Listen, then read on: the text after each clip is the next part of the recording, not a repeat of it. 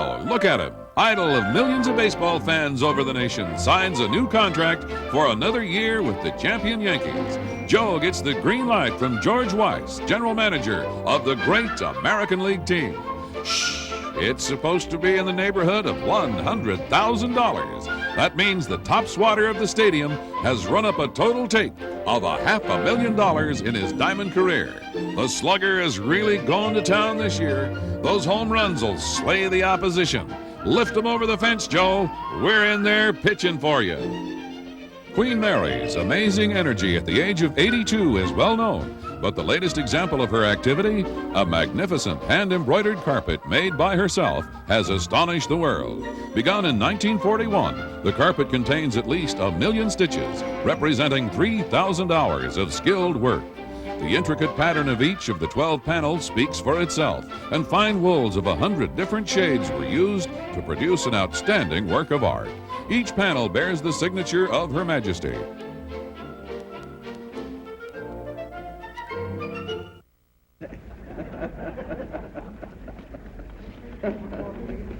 All right, fire away.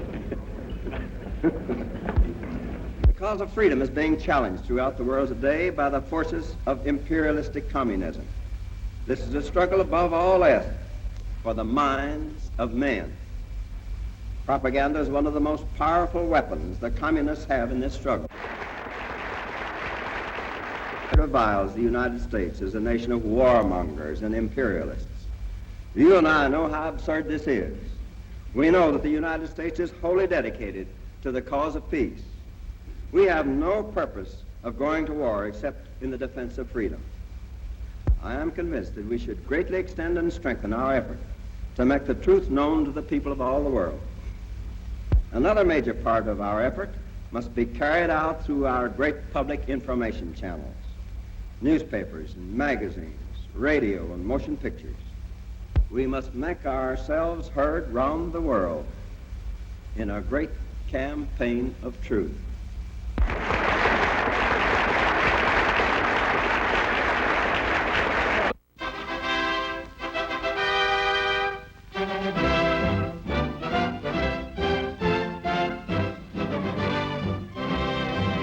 The peace the world wants must be free from fear.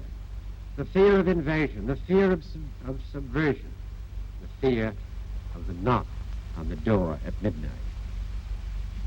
The peace the world wants must be free from want, a peace in which neighbors help each other and together build a better life.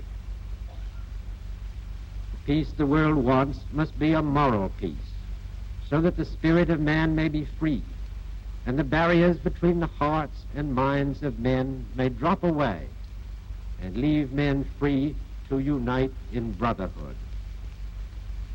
This is the task before us.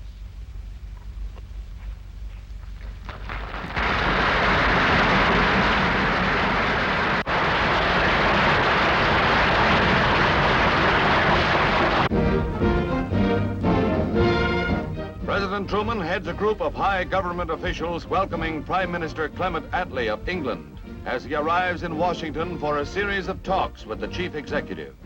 The two heads of state will attempt to arrive at a solution in the struggle against communism. The threat to Europe, as well as the Far East, will form the basis of their discussions. And Mr. Attlee makes a brief statement on the subject. My aim in these talks is to align our policies in the new and troubled situation in the world and to find the means of upholding what we both know to be right.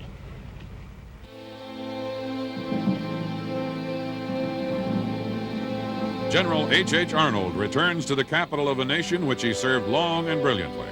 One of the nation's first 3 military aviators, he rose to head the world's mightiest military armadas. Under his guidance, they crushed Germany and Japan and paved the way for ultimate victory. After 40 years of service, he retires to the quiet life of his ranch in California.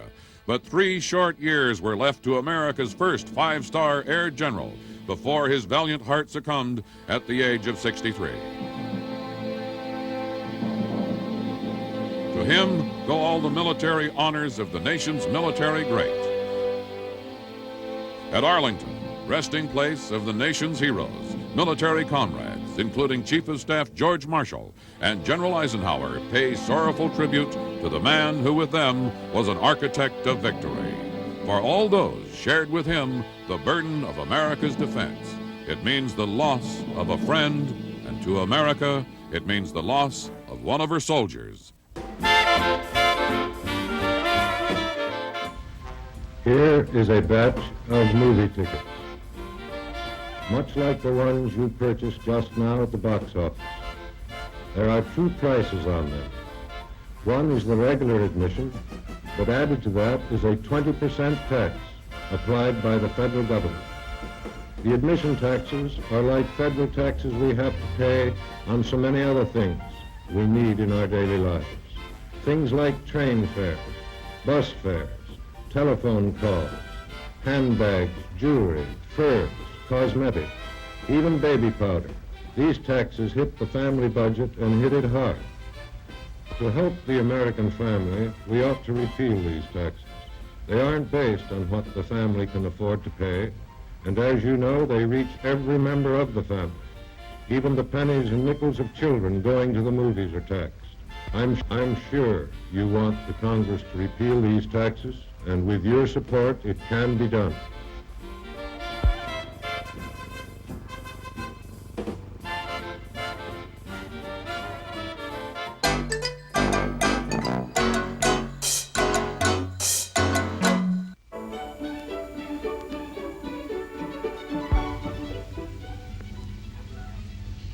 On behalf of the entire troop and myself, I want to say how happy and proud we are to have been asked to go over and entertain the troops in Germany. I know we're going to have a lot of fun, and I only hope that they like the little show we're going to bring over to them. And I want to thank the California Chamber of Commerce for bringing us this weather, so give a send-off. But I know we're going to have a lot of fun. All right? Right. Okay. Well, we'll say goodbye. Bye. Now, will somebody give me a blowtorch so we can pick up the picture and take it with us? Goodbye. Well. Bye. Here we go.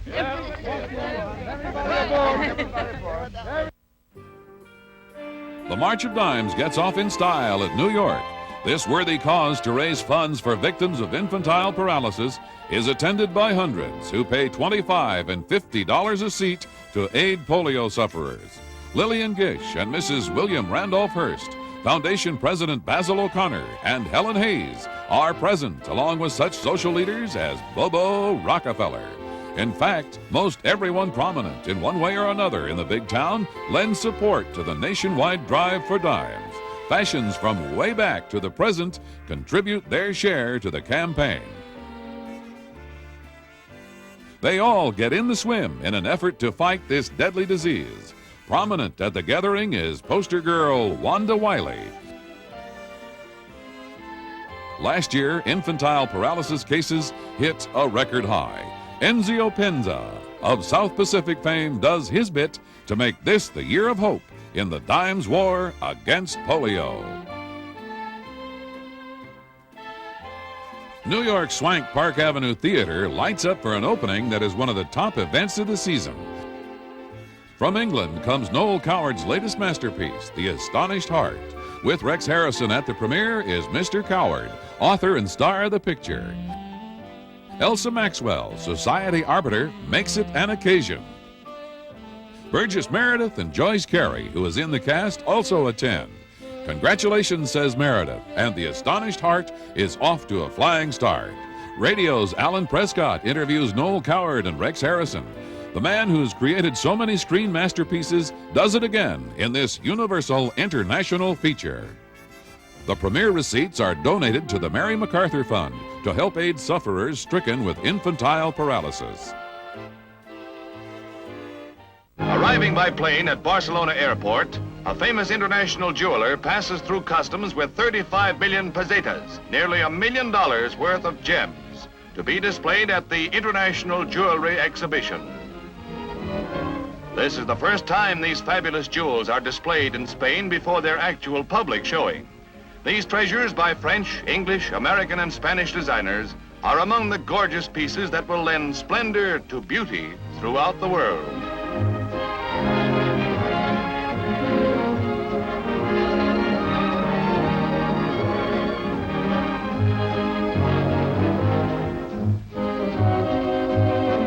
peerless diamonds that once adorned crowned heads with histories that run back through the centuries to their origin. Rubies from Burma, sapphires from India, emeralds from South America, all these precious stones sparkle in hand-wrought settings, many of which were inspired by the Far East. Classical styles in gold and platinum, set with the finest creations of the world's greatest artisans.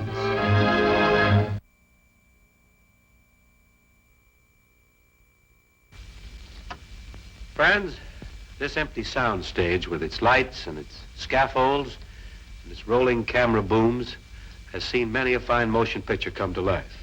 Whodunits, horse operas, comedies, dramas, romances, for here's where adventure starts. But what I want to talk to you today about is another kind of an adventure, yours and mine. The 1950 Cancer Crusade of the American Cancer Society. I know I've appealed to you about this before, but I'm doing it again because all of us have a part in this great drama. I know some substantial progress has been made against cancer, but the startling fact remains that out of every 100 people, 20 at some time will have cancer. Maybe you, maybe me, maybe someone very close to us. Now, the American Cancer Society tells us that half of this number can be cured by early diagnosis and treatment. In other words, 10 of that 20 can be saved if they seek help in time.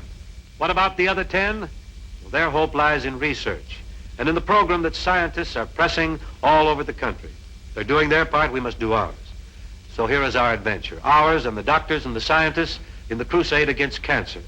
We must open our minds and our hearts to the truth that may save our lives, and our hearts to the Cancer Crusade's appeal. Let's do as the society says, strike back at cancer. Your part in this campaign is to place your contribution in an envelope and mail it to Cancer, C-A-N-C-E-R, care of your local post office. Do it today.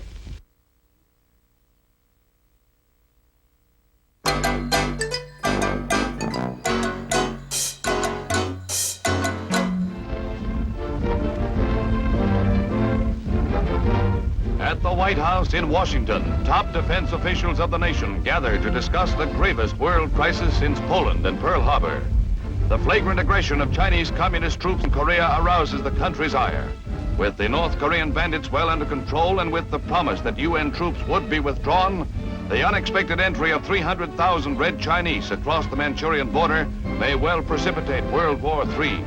President Truman voices his accusation of Red imperialism. The forces of the United Nations are in Korea to put down an aggression that threatens not only the whole fabric of the United Nations, but all human hopes of peace and justice. If the United Nations yields to the forces of aggression, no nation will be safe or secure. If aggression is successful in Korea, we can expect it to spread throughout Asia and Europe and to this hemisphere. We are fighting in Korea for our own national security and survival. We have committed ourselves to the cause of a just and peaceful world order through the United Nations. We stand by that commitment. On the battlefront in Korea, United Nations forces fight desperately to meet the Red attack. Here our troops must face what General MacArthur has termed a new war.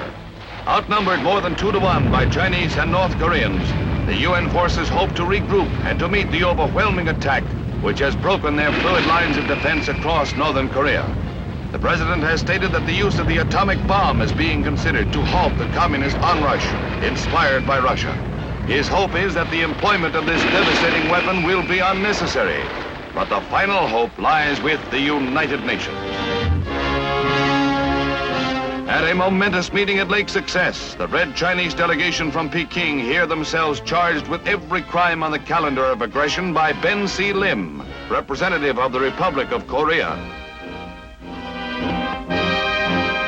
While Mr. Lim talks, the delegation, whose hordes are threatening world peace, refuse to take their seats and face their accuser.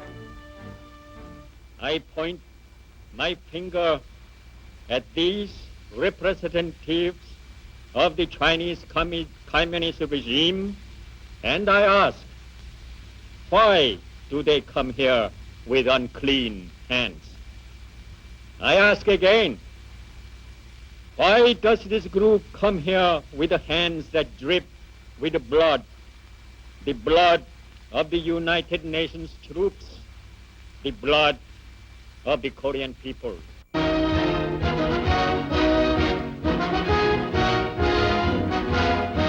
As United Nations forces dig in for a winter stand against overwhelming Chinese Red Hordes, General MacArthur, Commander-in-Chief in the Far East, visits the fighting front in Korea. Accompanied by General Walton Walker, he gets a close-up of the situation, his first since the Chinese attack drove the Allies back from the Manchurian border. Following his inspection trip, General MacArthur expressed confidence that his forces would be able to hold their own.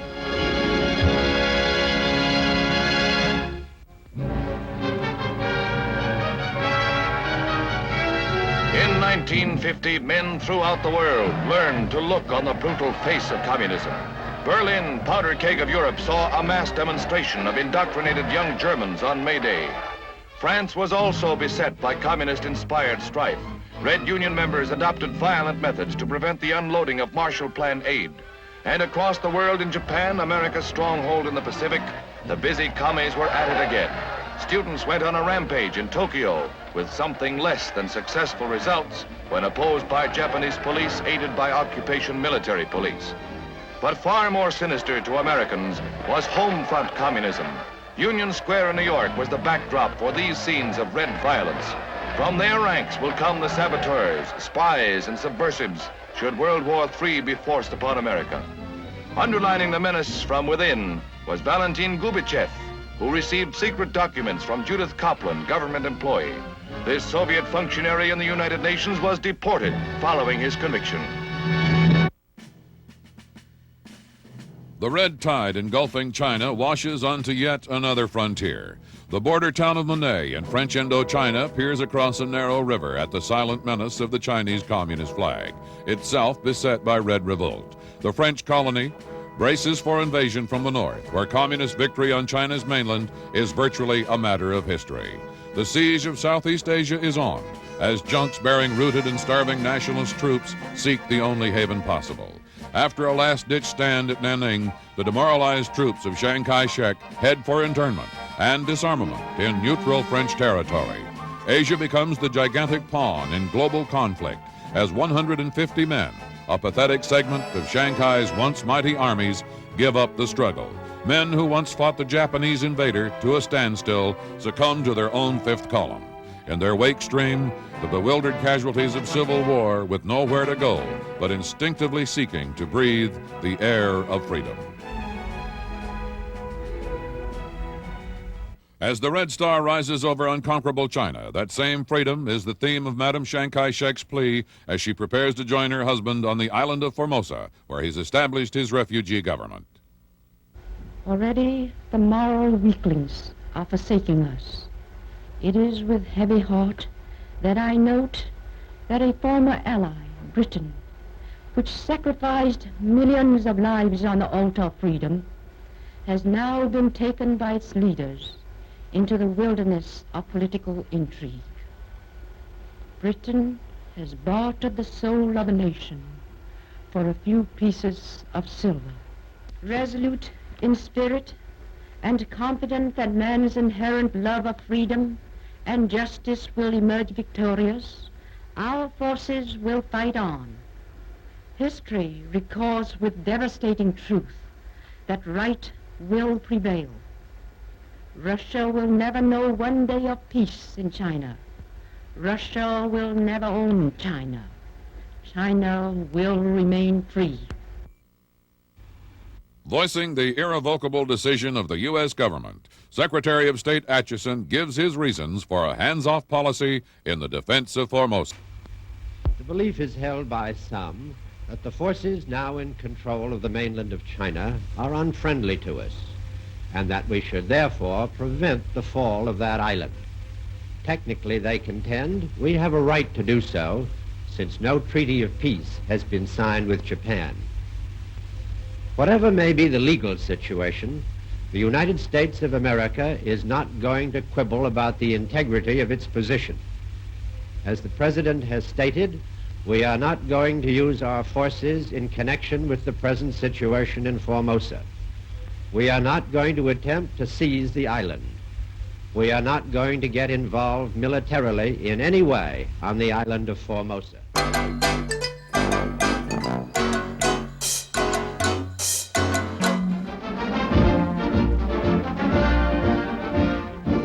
Yes, it was a big year in sports. Never were so many spectators thrilled and chilled by so much sporting excitement dished up red hot by so many top-notch teams and individual stars. Boxing had its share of fans, its share of flying fists and action-packed climaxes. For some, the trail led to fame and title. For others, it was a rocky road to defeat. Big news of the year was the meteoric rise to the heavyweight title of Ezzard Charles, who climbed to the top over the faltering Lewis.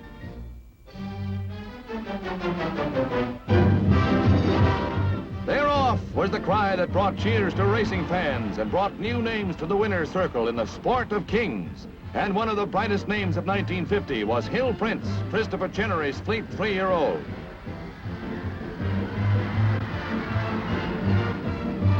First in the Preakness, second in the Derby, winner of the Wood Memorial and the Withers Mile, Hill Prince was named Horse of the Year.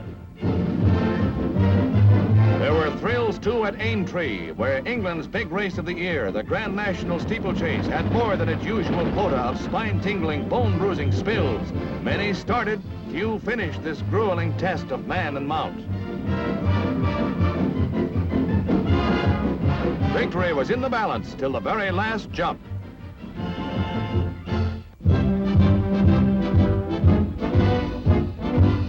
Baseball, and two big stories of the year. The Yankees wrote the first one. Again, they won the American League pennant. Casey Stengel's Bombers met Eddie Sawyer's Whiz Kids, the Phils, in the World Series. It was age versus youth, and age won in a 4-game sweep that saw Joe DiMaggio, Phil Rizzuto, and company proving they were champs in convincing style. That made it series victory number 13, lucky 13 for the New York Yankees. Winning was a habit with the champs. Baseball's second big story concerned Commissioner Happy Chandler and the surprise vote of the club owners at year's end not to renew his contract. Baseball said to Happy Chandler, "You're out."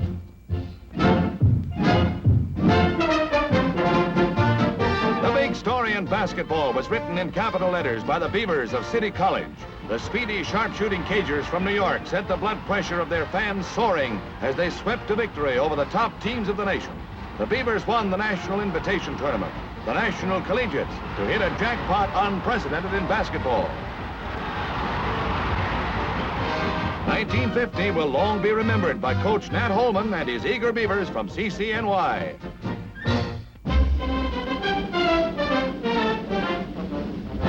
A grid season that saw Notre Dame beaten 4 times and Navy sink the Army saw the Oklahoma Sooners extend their unbeaten streak to 31 and wind up number 1 on football's hit parade. Led from the tee and to a tee by quarterback Claude Arnold, the Sooners went through the season unbeaten and untied. They made touchdown a synonym for thrills, and the fans hollered for more. The Sooners had Arnold and halfback Billy Bessels and fullback Leon Heath and Jim Weatherall, everybody's choice for All-American, in the line, and blocking, wow, as they rolled on to national acclaim.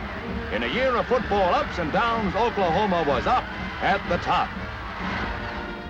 Paris for a 10-round non-title bout between France's Gene Stock and Sugar Ray Robinson of New York. A body blow hurts the Frenchman, but he holds on gamely against the welterweight champ who's making his European debut.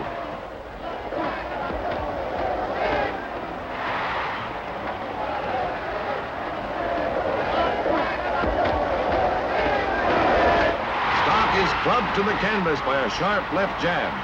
But he comes back for more, and if there's any doubt about the outcome, it's not shared by the fight fans. Sugar Ray's punishing blows to the body floor the Frenchman a second time. Dazed and dumbfounded by the fury of his adversary's attack, Stock still manages to get a grip on himself and get up at the count of 7.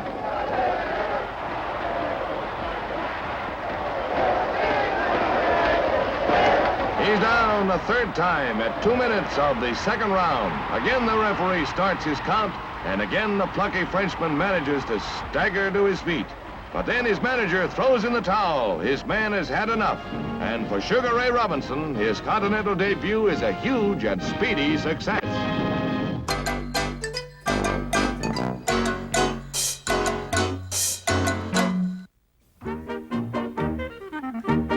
In a game called Battle Down, the U.S. Army coordinated some of this bedlam and mayhem with Army training. The idea was that the batches of 35 men on each team slugged it out in the heavy rain and mud to win the flag of the opposite side. And for the winners, the team got a 3-day pass.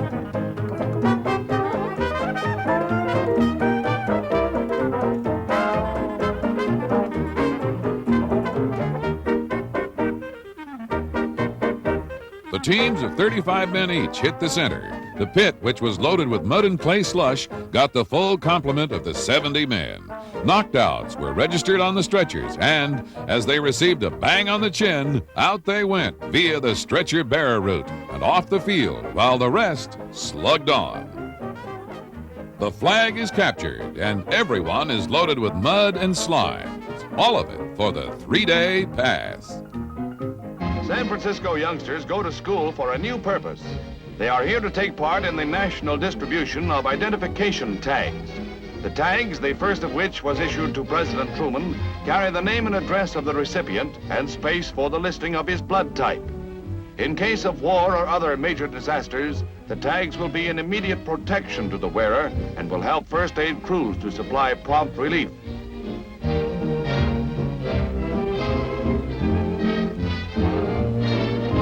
Everyone in the nation will receive a tag.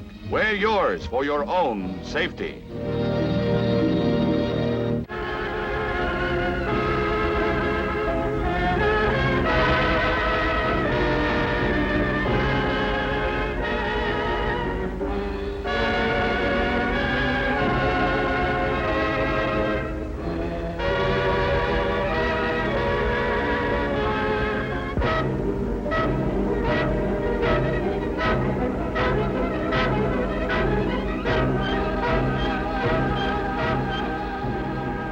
No chump is Jerry the chimp. He knows what to do about the weather when it waxes warm at Anaheim, California. Nobody ever told him chimpanzees were supposed to be allergic to water. Heck no. Jerry's just mad about the wet stuff, especially on a hot day. Only thing Jerry is allergic to is soap. That and pals who don't like water. Ah, there's one now. Duck, Mary, Jerry spotted you, and his ire is aroused. He can't stand ducks not taking the water. So he takes them there himself. Mary is contrary, but Jerry is quicker. They used to call her Bathless Mary, but she's bathless no longer. Jerry's gonna teach her to swim or else.